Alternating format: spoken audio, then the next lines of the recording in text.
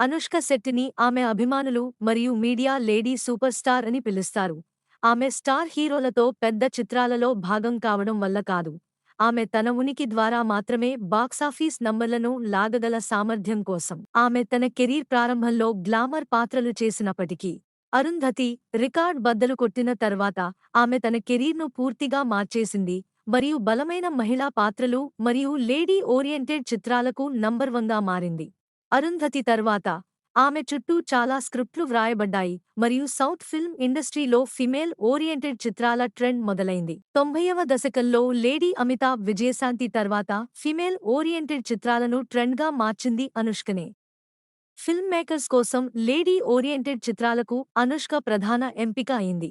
Star హీరోలతో ఇతర commercial సినిమాలు చేయడంతో పాటు అలాంటి సినిమాల్లో కూడా లీడ్ రోల్స్ చేసింది.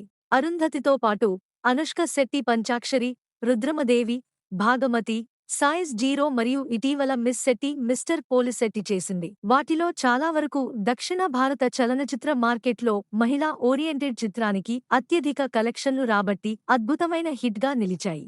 ఇప్పుడు దర్శకుడు క్రిస్టో సినిమా చేసేందుకు ఆమె అంగీకరించినట్లు తాజా సమాచారం. దర్శకుడు క్రిస్టో అనుష్క శెట్టి కొత్త చిత్రం అనుష్క 2010లో హైపర్లింక్ చిత్రం వేదం కోసం క్రిస్టో కలిసి పనిచేసింది.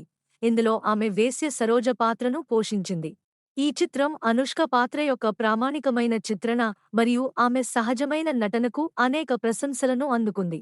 ఇప్పుడు 13 సంవత్సరాల తర్వాత క్రిష్ మరో బలమైన మహిళా ఓరియెంటెడ్ చిత్రాన్ని రెడీ చేశాడు మరియు దానికి అనుష్క తప్ప మరెవరూ న్యాయం చేయలేరని అతను నమ్ముతున్నాడు.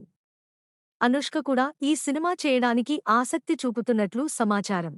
అధికారిక ప్రకటన మరియు వివరాలు అతి త్వరలో వెలువడనున్నాయి.